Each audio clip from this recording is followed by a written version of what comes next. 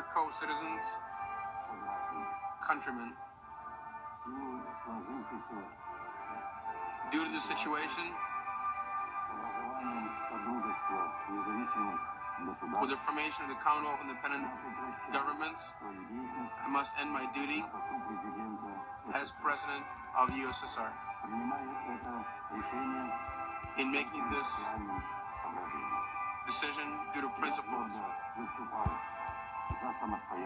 I always spoke for freedom, independence of the people,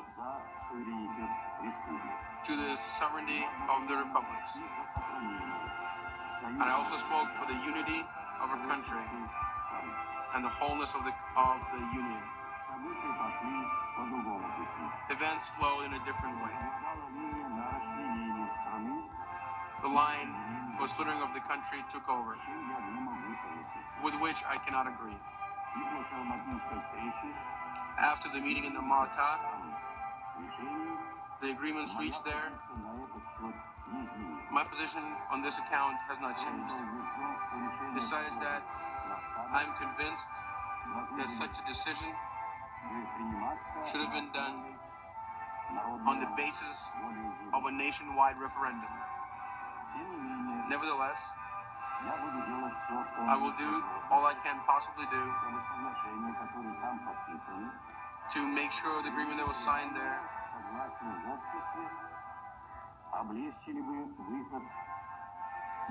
would make our exit from the crisis easier and smoother. Speaking to you for the last time as a president of the USSR, I must evaluate my opinion of the path passed since 1985. There have been a lot of contradictory and subjective opinions expressed on this path. Fate was such that when I was in the wrong of the country, it was obvious that the country, a lot of things were wrong with the country. We have a lot of things, a lot of land, a lot of gas, a lot of fuel, other natural resources. We have talent and brains, of course, but we live worse and worse as most developed countries. And we lag behind them in everything. The reason was obvious. Society was suffocating in the grip of bureaucracy of the system. The system that was supposed to serve the ideology was at the edge. All attempts of partial reforms, and there were quite a few of them, failed one after another. The country was losing its perspective. It could not go on any longer like this. We needed to change the whole route. That is why I never regretted that I did not use my position as a general secretary just to be a ruler, to be a czar for a few years. I thought that was irresponsible and immoral. I understood that to begin the reforms of such huge proportions is very dangerous and risky. And today, I am convinced in the historical right of democratic reforms, which were began in the spring of 1985. The process of renewal of the country in the world society was much more difficult than could have been imagined. But what was done must be judged by its merits. Society got freedom. It became freer politically, and that is the most important victory that we haven't quite understood yet and fully realized it. It is because we have not yet learned how to use our new freedom. Nevertheless, the work was done with historical significance. We totally liquidated the totalitarian system, which limited the country from being a happy and prosperous country a long time ago. We have made progress in democratic reforms. Freedom of elections, freedom of the press, religious freedoms have all changed and become freer. The rights, human rights, have been recognized as the most highest principle. They have become movement to a multifaceted economic system. We have recognized privatization. We have reformed, and farmers are coming back. Millions of acres of land have been given to the citizens of the country. The economic freedoms have also begun to prosper. Free market and privatization. Turning to the market economy, we must remember that it's all done for the sake of mankind.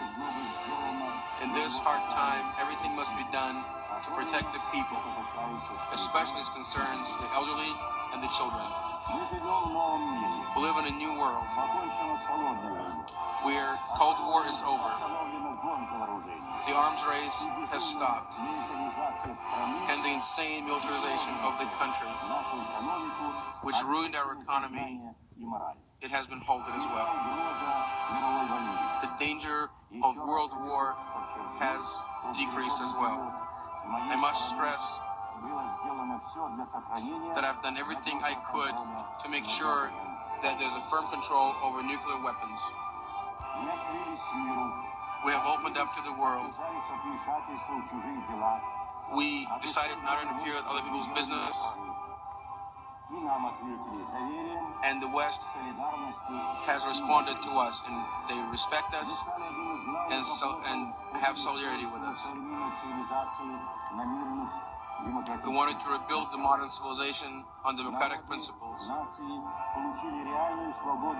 people have real freedoms to choose their way and see in their own self-determination. Democratic reforms of this multinational government,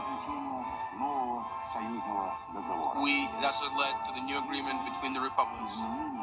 All these changes took a lot of stress, a lot of work.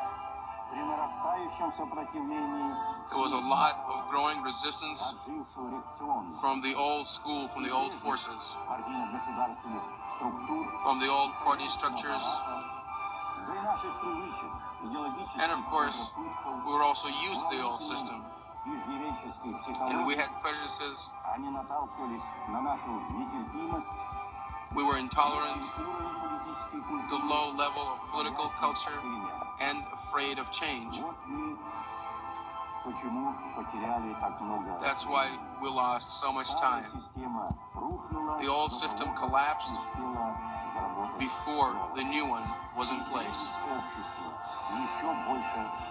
And the crisis became even more pronounced. I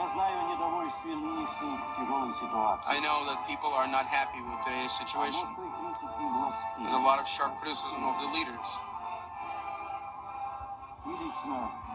And I personally, in my own activity, I want to stress one more time, that fundamental reform in such a huge country, with such a history, are bound to cause pain. The consequences of the August push was also very dangerous, and the country, the government, has fallen apart. Now we have the people of a great country are facing new changes. The consequences of falling apart of this country can be difficult for everybody.